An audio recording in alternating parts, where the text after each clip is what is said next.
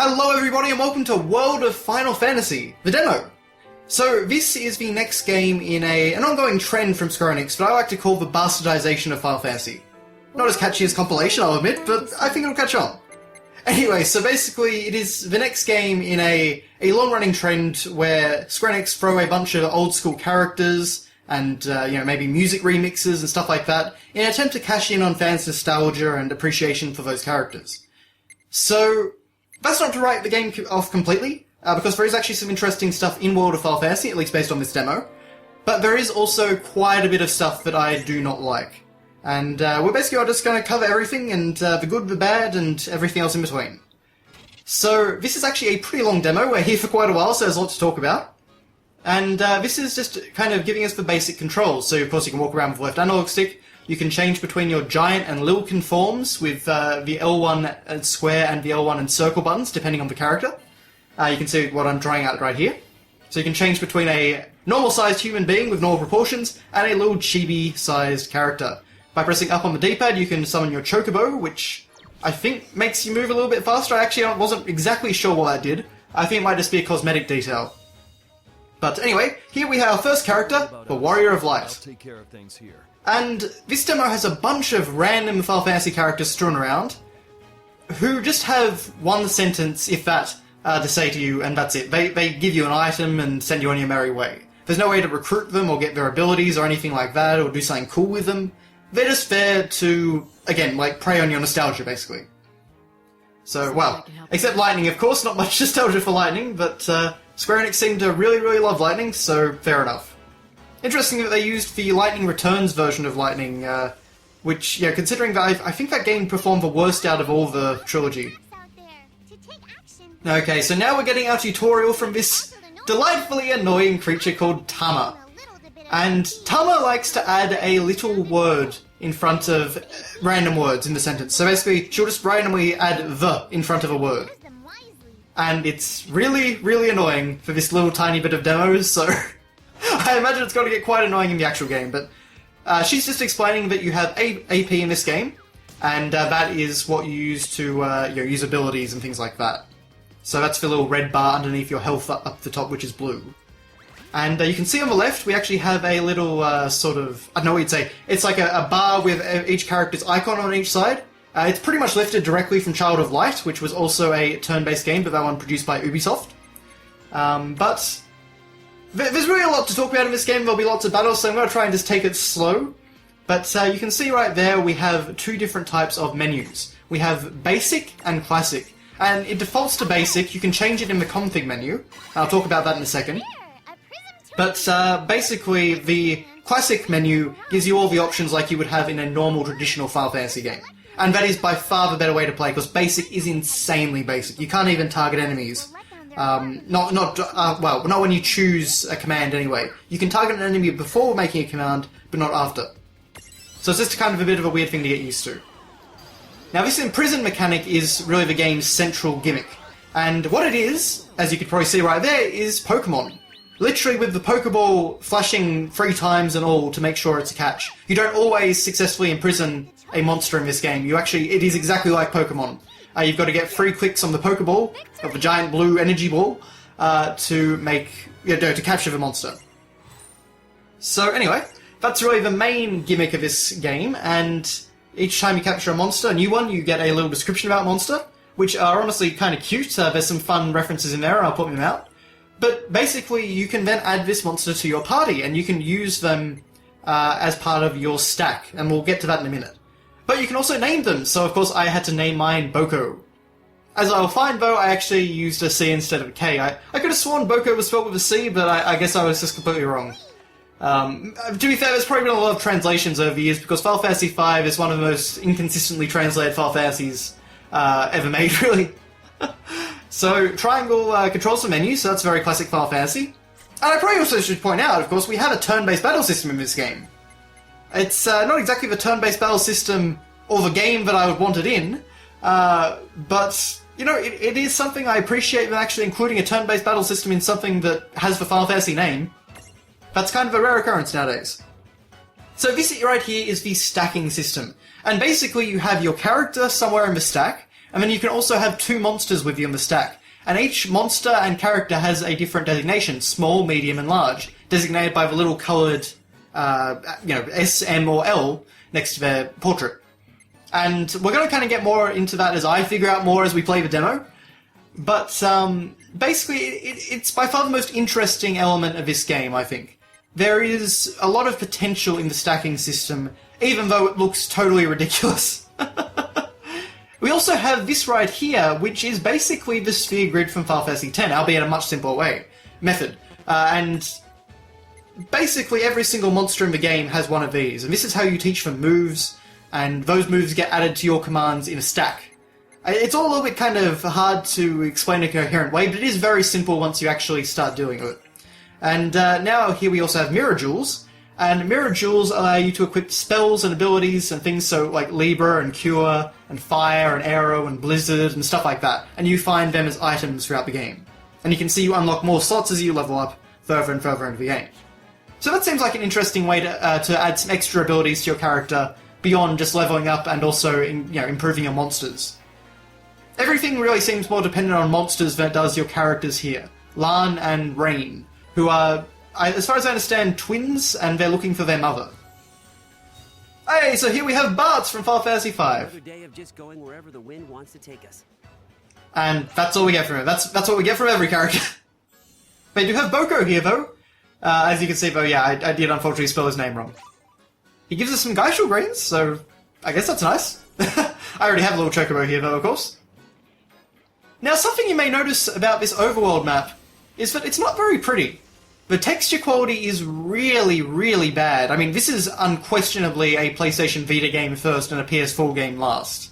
And I have a feeling that if the PlayStation Vita was doing it better, this would not even be on PS4. I mean, to be fair, there has to be some sort of compromise, you're going from a significantly less powerful system to a significantly more powerful system. But at the same time, like Gravity Rush and Tearaway both look incredible on the PS4. So I don't know why you couldn't just up-res the textures. I mean, they really do look bad, especially on on my TV anyway. So here we're finding a group of Moogles, and I just discovered the Champion command in the Classic menu. And this allows you to summon actual Final Fantasy characters. So here we're summoning Tidus to come and basically help us out and defeat the enemy. And this is by far the most overpowered ability in your arsenal. And I'll get to the resource element in this a bit later. But I will say, this is kind of cool. He really just goes to town on whatever enemy you select, and does a really cool animation that harkens back pretty heavily to the game that it's from. And even the music playing in the background is actually a Final Fantasy X remix, albeit a bit of a weird one. And you can even see you've got little spirits coming out there, and even though it looks like the enemy's dead, they're not actually always dead, which is a bit weird. It just does a certain amount of damage, and if the enemy isn't dead, then it just continues the same way. But that's a kind of cool way to work in the actual Final Fantasy characters and let you be able to use them. And I feel like it's going to be one of the best aspects of this game is probably going to be seeing all the different cool animations for different characters. Okay, so what I just tried then was unstacking. And when you unstack, you actually add a lot more characters to the field. So rather than having just 2 party members, you have your monsters as well as your 2 humans. And even though your individual characters are weaker, you do get more turns, so there can be like a risk-reward element to this. I generally found that stacking was most effective in this demo though. And one thing I will just randomly comment on is that the music from when Tidus appeared, the Final Fantasy X remix, that kept playing for a little while, but then before it finished, it just abruptly cut off. And that seems like a random bit of, I guess just kind of a lack of polish, I suppose. The music didn't transition out, the battle music just suddenly kicked in over it, and that was it. So, which is a bit of a weird sort of element. As I say, it just kind of hints at a lack of polish. And as you can see, the battle system, while it's completely functional, it doesn't really have the same sort of dynamism visually that something like Final Fantasy 7, 8, or 9 would have had, or 10 for that matter. And you can also get a really good look at the bad textures right there. You can see anytime you get close, but even far away, you can see it's just the same texture repeated over and over and over, and it's really poorly tiled, in my opinion anyway. This was something that really stood out to me on the TV screen. And it's not exactly an interesting area artistically to begin with. Apparently they're willing to take just about any job as long as I'll get a role in the story. That pretty much does sum up Moogles. Yes, so of course, what do I name him? Well, there's only one thing I really can, isn't there? Mog! Yes, so let's welcome Mog to the team now. So I did try and experiment with stacks. Whenever I got new monsters, I tried to use them, so we're going to go and equip Mog in a little bit. But you can see that the environment actually does use a fixed camera. But it doesn't really use it to any great effect, and oftentimes I feel that it moves too slow. It moves slower than I actually move in some cases. So I actually had to slow down to so that let the camera get ahead of me, so I didn't walk off the screen and not know where I was going, which is a bit weird. But anyway, here we have a Fenrir, and you can see it's actually got a stack of its own because there is a Mandrake from Final Fantasy XII riding on its back. And as you can see, I decided to use Tidus and just see how much damage he does and how instantly that wins the battle. Now what I was trying to figure out is how I can skip this, or if there is a way to skip it. And I found out that you can bring up Libra by pressing start, you can turn on auto battle by pressing the touchpad in on the PS4 controller, and by holding R1 you can actually fast forward the battle. And you can do this at any time in the battle, so this is actually a really, really handy feature. So you can really speed battles along by using the fast forward. Now, before the end of this demo, I'm actually going to go back to the main menu and go to the config screen, and I'm going to turn up the battle speed to max and turn the battle type to active. So that's going to really get things going. But, if you're in wait mode, or if you've got it set to a lower speed, this is definitely the way to go. This speeds things up tremendously. Although I was a little bit sheepish about using it at the start. But one of the weird things is that the config menu is actually not on the menu you can bring up in the game. You actually have to quit back to the title screen to change the battle settings. And I don't know if it's just something bizarre that they did for the demo, or if that's actually in the game. So, I don't know why you would ever set it up like that. Maybe it was just an oversight for the demo, I hope so. But, yeah, something that's just a little bit annoying. Especially since I would have liked to set the battle menu mode to classic all the time, so that it defaulted to classic rather than making me go to basic all the time. Because basic is pretty much useless. You do get these little cute loading screens, which I guess at this point I should really talk about the battle system, because I was about to say it was cute, but not very Final Fantasy-ish. And that is really the entire thing about this game. This game does not look even remotely a hint of Final Fantasy.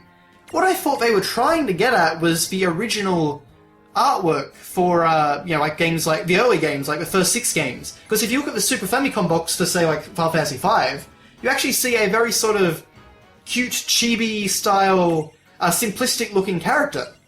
But even those characters had, like, different proportions and things. Like, they had different facial shapes and angles and a bit more detail. And the actual creatures in those pieces of artwork were more like actual creatures, like the Chocobo on the Final Fantasy V art actually looks more like a Chocobo than something in this game.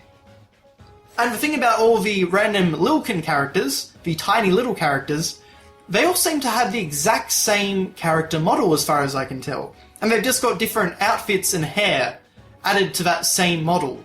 So compared to, as I say, like the old artwork from something like Final Fantasy V, you don't even have different proportions. It seems to be literally the exact same character model, just with a different coat of paint. And that seems a little bit lazy to me, honestly. The weather is lovely. And I don't think it's an attractive art style. I don't think it looks good. I mean, technical faults aside, you can get away with that if your game has a really nice art style. But it doesn't. I mean, maybe if they made the environments match the chibi style, it might have worked a bit more. It might have had a real sort of charm to it. In the same way that something like Paper Mario Color Splash or Tearaway Unfolded do. But as you can see, it's realistic art assets in the environment and realistic textures and things like that. And I just don't think any of it meshes together, and none of it looks very good. I mean, the monsters, some of them look okay. Like Ahriman there actually looks kind of, pretty much like he would in any other Final Fantasy game. Aside from the fact that now he says, Ari! Ari! It just sounds like a guy doing a basic voice. And unfortunately all the monsters have kind of junky voices in this game, in my opinion. But, yeah, the visuals in this game really turned me right off. Even the realistically proportioned people like Rain and Lan, even those guys have a real uncanny valley look to them that I really dislike. It's everything about the look of this game feels completely off. And even, like, moves, for example, most moves are pretty basic. They have... I mentioned that, you know, the battles in this game don't have any of the dynamism of, like, the PlayStation 1 or 2 games. And part of that is due to the camera. Like, the camera, you can see, isn't moving around to all these dynamic angles and shifting and doing cool stuff. But also part of it is that a lot of the animations are really dull. They're about as basic and bare bones as they could possibly get. So it's just kind of... Battles aren't nearly as interesting to watch as they were in, you know, a PS1 game with technically significantly worse graphics. Which is just a bit of a weird element to me. Now, I will say that some of the moves do have some cooler animations, like this one right here. You can see Channel Element Wind. See, that's a bit more of an interesting animation, and there are some cooler ones that I'll show you off later. But for the most part, it's just not quite as interesting as an old Final Fantasy game. And something really, really small is that in an old Final Fantasy game, a character would run up and hit the enemy. You know, think of like Final Fantasy VII. Well, in this game, everyone just kind of stands miles apart and just swipes, and that's about all you get. At least, I think Final Fantasy VII did that, didn't it? One of the old Final Fantasies, at least a few of the old Final Fantasies did that, I'm pretty sure. I know, I could be mixing it up, to be fair. There are a lot of Final Fantasy games, but I have a feeling that that was at least 9 and 10 at least, I think. Anyway, doesn't really matter. But you can see I'm trying to, you know, just kind of deplete this Araman's health as slowly as possible, and just kind of see when how I can imprison him. Whether he's one that just goes to, gets to a certain point in health and then I can capture him, or if it's something where, I need to fulfill a special command, or certain circumstances. But no, I just need to weaken him enough, so then we can imprison him and add him to the party. And he's going to be our first large monster. But I'm actually not going to start using him for a little while, because I don't quite figure out how to utilise him. But, as I say, at least, a few of the monsters here have some cool designs, but other stuff has the same sort of weird, chibi... not unsettling, but just sort of unattractive art style, in my opinion. Stare at Longaguff, and it's actually kind of cute. Yeah, like that you may have just heard, they all have voices like that. Ari. But it's not like some sort of cool monster sound, like a roar. It's just someone making a sound and like saying its name. It's like Pokemon. In fact, there's another Pokemon comparison, really. Okay, so of course using a potion to try and heal up my characters. All that is, of course, very Final Fantasy. It was a little thing that I noticed in this, actually, and it's going to sound incredibly petty, but it kind of just annoyed me. The menus in this game feel like there's some slight input lag. It doesn't feel like... a lot of the time when I'm going through menus in, like, old Final Fantasy games, I kind of look at where I'm going and make button inputs, like, really quickly to try and get through the menus. I kind of get really good at utilising the menu. Whereas in this game, I felt like if I did that, I tended not to actually click on the things that I wanted to click on.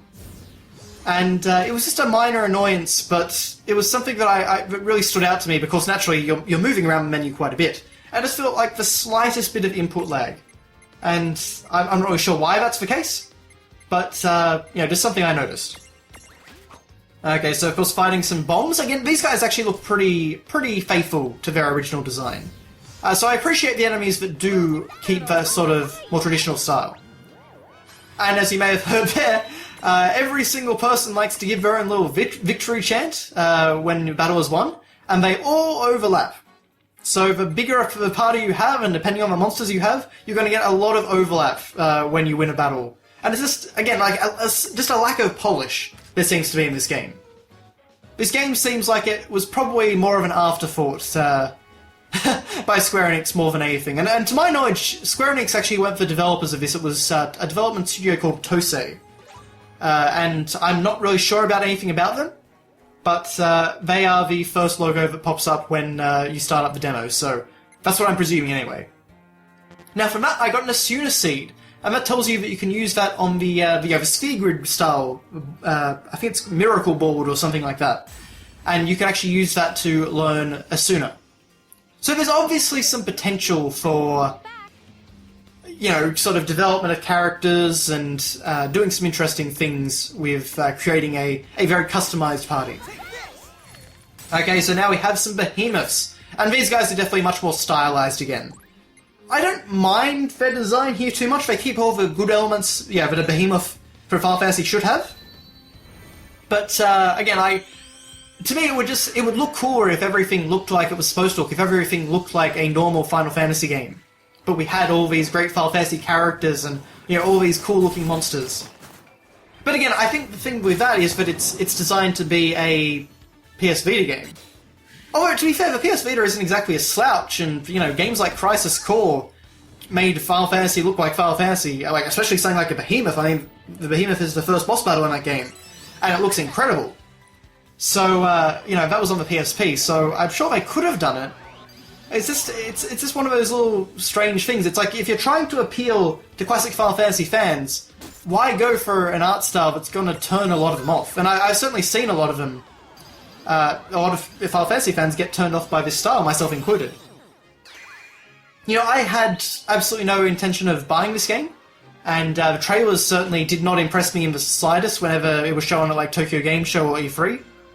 But at the same time, I figured, give the demo a fair shake, and since it's Final Fantasy, of course I want to talk about it. But there's really, beyond the stacking system, and beyond the fact that it is actually a Final Fantasy game with a turn-based battle system in it once again, there is really not anything here for me. It seems like a very uninspired game with very, not very nice looking environments and an art style that I just cannot at all get behind or enjoy. Based on the trailers that we're actually going to see near the end of this demo, the story seems very badly written and frankly not even remotely interesting. Not to me anyway. And, the idea of collecting Final Fantasy monsters and all that seems really fun. And the idea of, using, meeting up with all these cool Final Fantasy characters seems really neat. But I know that the game is just not going to do it justice. And the reason I say that is because Square Enix, like I mentioned at the start, Square Enix kind of have a habit nowadays of throwing Final Fantasy characters into pretty much every spin-off that they can. And, one of the earliest ones of those was Dissidia. And even though I love Dissidia, I think Dissidia is an incredible game. I spent, probably over 100 hours on that game. It was a tremendous amount of fun on the PSP. If you play the story of that game, there is an obvious lack of understanding of, one, how to tell a story with a bunch of Final Fantasy characters involved, and two, what these characters are actually like. No one at Square Enix actually seems to understand the characters in Final Fantasy, which really, really annoys me, honestly. And it's why I have no faith in something like this. And even through the little lines that we see in this demo, it still kind of shows me that there's not really any sort of interesting elements to the characters. They're just there to capitalize on nostalgia. And we're going to see that with like Cloud and Squall and stuff like that. They're not really here for a good reason, I don't think. Okay, so now we're getting into the large monsters. And so now we have a full stack. And this is where the game gets much more interesting, in my opinion. Because now you have a good selection of abilities, and you also have a lot more power. Having a full stack of the large monsters makes your attack power go way up. And I'm going to demonstrate this in just a moment. But, of course, we've got to set up their Miracle Grid. And you can, one of the abilities you can actually unlock is the ability to ride on something like a behemoth in the overworld. And that's obviously just a cosmetic touch, but it's still a pretty neat thing. Okay, so you get SP as you level up your monsters, and you can use that on the miracle boards. I think I said grid earlier, sorry. But I just wanted to kind of explore and see if there was anything, and oh, look at those textures. I'm sorry, I don't mean to harp on that, but it's just that perfect storm of a game that doesn't look good artistically and doesn't look good technically. And that's unusual for Square Enix. If there's one thing that I will always say, even for games like Final Fantasy 13, is they look good, even if they aren't very good games. Are you two okay? So there's Brethia from Final Fantasy 3, and she heals you up. I should have probably also mentioned, of course, Edgar earlier was from Final Fantasy 6, and Yuna was from Final Fantasy 10. Warrior of Light from Final Fantasy 1, Lightning from Final Fantasy 13, and Who else did we meet? I think that was most of them anyway. Oh, and of course Bart's from Final Fantasy V. But, you know, you can see it says proceed through the dungeon, and this area is the dungeon. This is the only area in the demo. And you can see it's a very basic sort of bare-bones area, very repetitive. I like some of the camera work and the angles and the verticality of it. Like, that's actually trying to use the three-dimensional space. But, again, it kind of doesn't look very interesting, so... Okay, so now you can see right here, I do a lot more damage now. So all the battles that took me a little while before are now a joke. Most of them I'm skipping anyway because they're all repeats at this point. But, you know, it was certainly nice for me to be able to kind of sweep through enemies now. And feel a greater sense of power. Okay, so, just in general, let's kind of talk about some of the other games that have involved all the various Final Fantasy characters coming together. So I already talked about Dissidia, and there's also, of course, Dissidia Duodecim, and Dissidia, the arcade game. Oh, of course, actually, well, for a moment here, of course, here's Cloud, and what does he say? Not interested. Cloud, you perfectly managed to sum up my thoughts on this game. But yes, no, Emo Cloud is still very much in effect in this game, it seems, unfortunately. No sign of Let's Mosey, or I couldn't finish him, or any of like the lines from Final Fantasy VII. Random encounters were really kind of annoying. Here's Vivi from Final Fantasy IX, and, you know, credit where it's due. I actually think the voice sounded okay there. I remember commenting on a trailer earlier in the year and not liking the voice work for Vivi at all. But he kind of sounds alright there. I will say that all the voices for the characters do seem pretty reasonable. I think they're fine from a tiny little bit that I hear. And it's nice having the Final Fantasy X cast reprise their roles. But anyway, as I was saying, so there was Dissidia Duodecim, and then there is also the new Dissidia arcade game, and that is actually built on PlayStation 4 architecture. So I'm desperately hoping we're going to see that, because it added some really cool characters like Ramza from Final Fantasy Tactics. And of course, as far as I know, it doesn't have a story, so there's none of the usual butchering of the characters.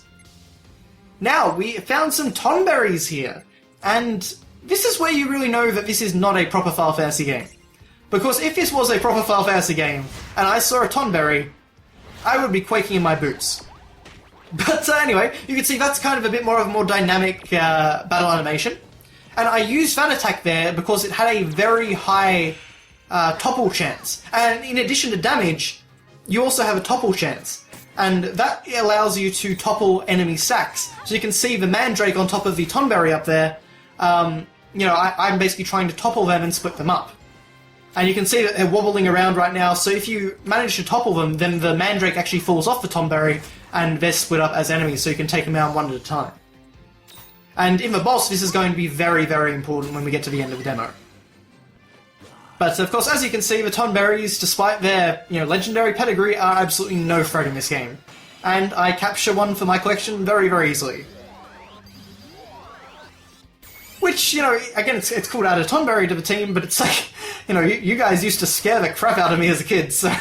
And for good reason, because they can massacre your party. I think Final Fantasy VIII was one of the worst offenders for that. I remember really hating Tonberries in that game. I do again like the writing on these. You know, the lantern is only there so you can see them. Yes, so... lots of fun stuff, and they do have the abilities that you would expect that you can get and use yourself. So that's kind of cool, at least. But anyway, as I was saying, so there's the Dissidia arcade game, and I really hope that comes to PS4 and comes worldwide, because I desperately want to play that. Much more than saying like this, honestly. And aside from that, there's been a lot of phone games which have kind of incorporated all the various Final Fantasy characters, and, you know, obviously the most notable one, or most infamous one, was Final Fantasy All the Bravest, which was literally just selling you sprites of old classic Final Fantasy characters and letting you add them to your massive party, and having completely stupid, pointless, unstrategic, unintelligent mash the screen with your finger gameplay. And it was basically just a gigantic cash grab on Square Enix's part, and that was the game that really showed me that Square Enix do not give a crap about, you know, these characters or the integrity of the Final Fantasy brand at this point, I don't think. Yeah, like I think they are really, really genuinely trying with Final Fantasy 15, and I think in no small part that's due to the director. Tanabe, isn't his last name. Oh, I may be getting that mixed up, actually, sorry. But, anyway, so, you know, I'm really hopeful for Final Fantasy 15 to be a great new entry in the Final Fantasy series, but any of these sort of spin-off games, which, you know, include a bunch of old Final Fantasy characters, I'm pretty skeptical about, and I just kind of feel like Square Enix do not really care about, you know, catering to old-school Final Fantasy fans. And there's one more thing I actually do want to talk about on that. But anyway, now I quit out of the game, I saved and quit out, and now I'm changing things in the config menu to make battles more my speed. So this is how you play Final Fantasy, children. With a turn-based battle system, set to active, battle speed cranked all the way up, and a classic menu. Oh yes. But before we fight the boss, we actually have all these treasure chests to open, and in them, weirdly enough, are mini trailers for the game. So this one shows off a bunch of the summons, which, you know, look okay. Again, like, not really very Final Fantasy, a lot of them. And a lot of the animations are kind of weird. I think that guy must be the bad guy of the game, but I'm not really sure. They haven't really showed a lot of the details of the game's story. But, again, nostalgia. Look, there's Gilgamesh, there's Terror in a mech, there's Bartz, there's Cloud doing Omni Slash on a guy. You know, there's Squall going through the glowing feathers like in the FF8 cinematic. There's Lightning, because everyone loves Lightning. Oh dear, but yeah, so what I want to talk about in regards to, you know, Square Enix kind of... Actually, I can't exactly remember what I was saying, but basically there was a recent interview with Tetsuya Nomura, and he was talking a bit about the Final Fantasy VII Remake, and he basically was just saying that we've heard that from a lot of fans that they want a turn-based battle system in the remake. They don't want an action battle system. And it could very well be the way that I read it, and the way that I took it. I'm completely ready to admit that. But it basically sounded like he was just from what he said, it was basically like, you know, oh, well, you poor, ill-educated people that still wanted a turn-based battle system. Don't worry, the game's going to be easy to play even for those people that aren't good at action battle systems. It's alright, we'll take care of you, we'll hold your hand. And it's like, no, I don't not want an action battle system because I'm bad at them. I've beaten Devil May Cry 3, I'm decent at, you know, Bayonetta and stuff like that. I can play action games. Here we go! But I want a turn-based battle system because that is Final Fantasy VII, and that is the, you know, Final Fantasy. I want a remake which actually uses the battle system that I enjoy. Especially seeing as you're not really going to use it in any, you know, major Final Fantasy game anymore. I mean, this is the first Final Fantasy game to use a turn-based battle system. I mean, I guess the stuff on the phone has, but in terms of consoles and, you know, handheld systems, I think... What, would the last Final Fantasy game to have used a turn-based battle system be, like, Final Fantasy IV Remake? I mean, I guess you've got, like, the iOS ports of, like, 5 and 6, which also made their way onto Steam, but, you know, you don't get much in the way of turn-based battle systems in, you know, main big Final Fantasy games anymore. So that was really why I wanted it in Final Fantasy VII Remake. And it's just kind of annoying to me that it's like, you know, no, you don't know what you want. We're going to do this because we think this is better. Nomura seemed, you know, I like Nomura whenever I read stuff from him in interviews, even though I have a lot of problems with his actual work. But, you know, it's just... seems to have a real thing for action battle systems, that guy. Anyway, so this is the boss battle of the demo, and this is where things get interesting. Partially because I turned the battle system up to full blast, so you can see that one of my party members actually died. So I am in a bit of a pickle here. Going very low on health and not going so well. But at the same time, I really had to get up my game, and basically what I'm trying to do is I'm using abilities that increase the chance of topple. And I'm trying to make sure that she topples so that I can take away her little allies and dramatically weaken her power. I believe this enemy is called Ifrita. So, obviously like a female humanoid Ifrit. I've got this. But you can see that I kind of did have to apply a bit more thought and strategy, and I certainly wouldn't want to be using the basic menu for this battle. But because of that, it was actually a bit more enjoyable, and so that leads me to believe that if you do want to pick this game up, and if you can get past the art style and the story and things like that, then there might actually be some really fun turn-based gameplay here. And I'd like to think that's the case. Because you can see now I've toppled, and now I can go after the weaklings. And in doing so, I can actually dramatically weaken the main boss itself. So, you see, there goes one, and there goes two, just about. Unfortunately, pressing left and right actually changes what you're selecting, rather than just moving you to the next target on the enemy side, so that was a little bit annoying. But anyway, as you can see, she's now lost her little helpers, and shows she has dramatically weakened. And basically this means that I can just go to town on her and attack her, and take her down. But you can see I can actually also imprison her, so despite the fact that she's a boss, I can still get her. The only problem is that you only have one chance as far as I can tell, otherwise you've got to do the battle again. And as you can see, my chance failed. So just like a Pokeball, a legendary Pokemon breaking out of a Pokeball, that seems to hold true for bosses in this game as well. Oh, and you can see that Rain is toppling quite a bit. But down goes the boss. And that's a demo. So, as I say, there were some interesting things, some positive aspects in terms of mechanics and gameplay, but also just a general lack of polish and a very unattractive aesthetic, both on a technical level and on an artistic level. So, you know, it's one of those things where I just... You know, a game which is built around classic Final Fantasy tropes and battle system and characters and enemies should be a dream game for someone like me who adores the classic Final Fantasy games. And it's not. So to me that kind of says that they've done something wrong. But anyway, we just end here on this little trailer for the game. And this is what really makes me concerned about the story for this game, because the writing here is not good. At all. Oh, you do see more characters, like you got Tifa in a cute little cowgirl outfit. You got some very over-exaggerated animations, which are kind of funny. And yeah, you got some characters like Gilgamesh here. Although, Gilgamesh is a little bit worse for wear sounding, honestly. They really should have gotten back his Final Fantasy XII voice actor, who was fantastic as Gilgamesh. And then, like, you know, Eiko's here from Final Fantasy IX, which is cool.